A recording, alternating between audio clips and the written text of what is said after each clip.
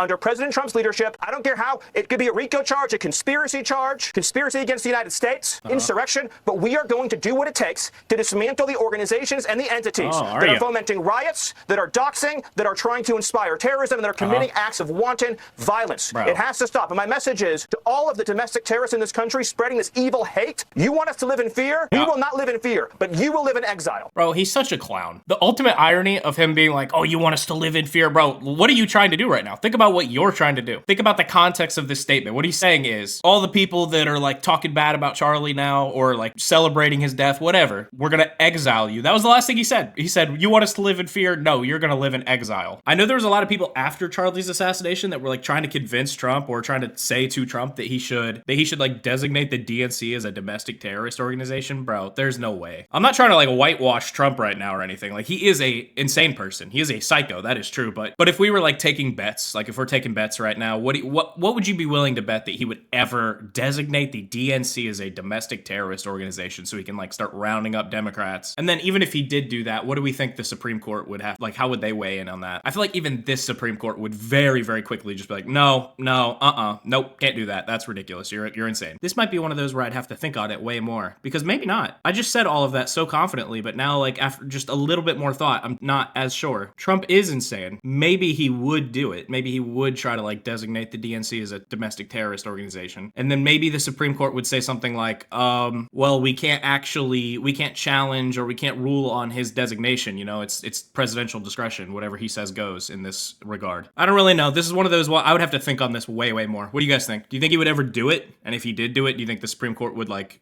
let it slide? I don't know at all, huh?